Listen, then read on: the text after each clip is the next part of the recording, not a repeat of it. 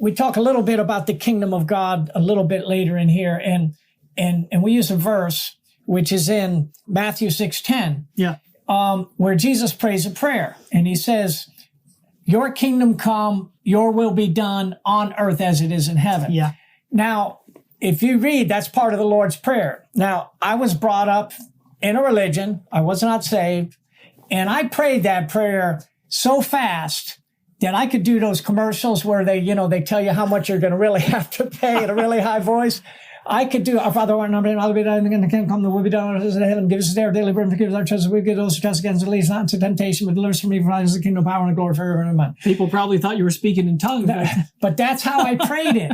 Okay. And so I never really got the grasp, because it was all about fulfilling the obligation of praying the 10 Our Fathers that I got after I confessed my sins. And I'm not here to rip on anything. Sure. I'm here to say that when Jesus prayed that prayer, it was a declaration that really rippled throughout the spiritual kingdom. Yeah. Something happened, because now Satan, we know that 1/3 of all the angels were cast out of heaven, right? Right. And we have 2/3 of the angels left, right, that are on our side.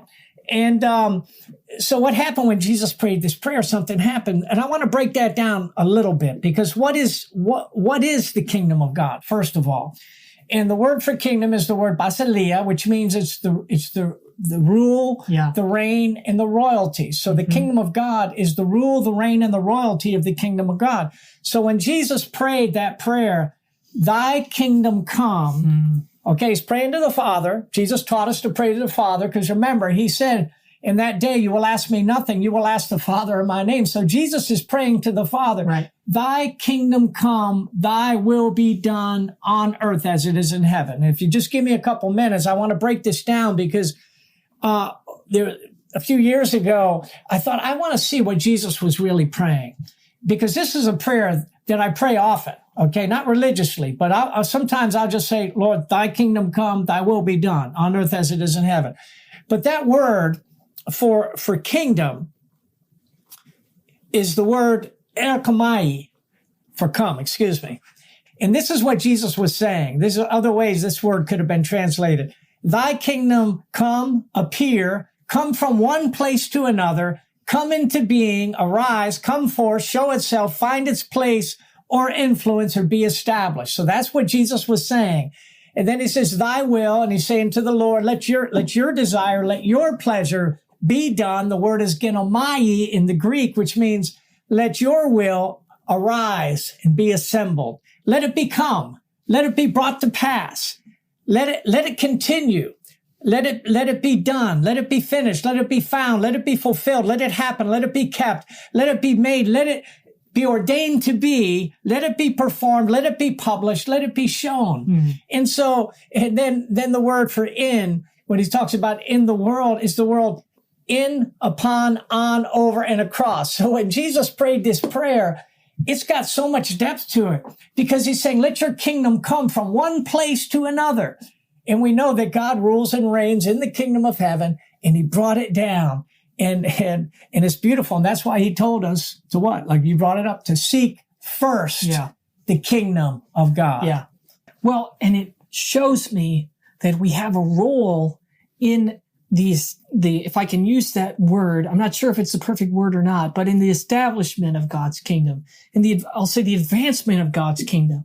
This is not something that we just sit around and wait to happen. And that is the big problem of the last generation, unfortunately. Right. And one of the reasons why we have so many woes in society is because so many Christians have just been waiting for Jesus to come and establish his kingdom finally, to, depending on your eschatology, to just rapture him out, right, or just to send the tribulation and then come and fix everything, depending on how you see the end times. Right. But Jesus is saying, no. You're not going to wait for me to do this. The time of my return, that is really not totally so much your business. I mean, you need to be aware. You need to be, you don't want to be surprised, because there are signs that will come very clearly, right? But what you need to be fixated upon is seeking first my kingdom. He's saying to us, pray every single day, your kingdom come, your will be done. That was not just talking about the return of Jesus. No, not at all. That was talking about God's kingdom coming in to influence the affairs of men today. My family, maybe your workplace, wherever. School. Yes, your school, wherever you have a place of influence. Maybe you're a missionary, maybe you're a youth pastor, or maybe you're a mother or a father who your number one calling is to disciple your children.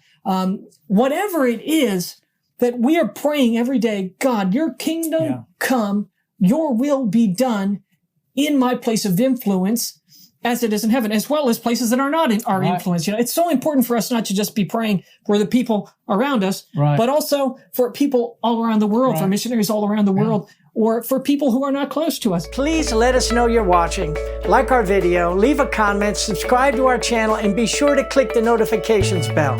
And that way you'll also help others to see our content. And don't forget to check out our website, ShareGodsHope.com, where you can learn all about our missions work worldwide. God bless you as you share God's hope.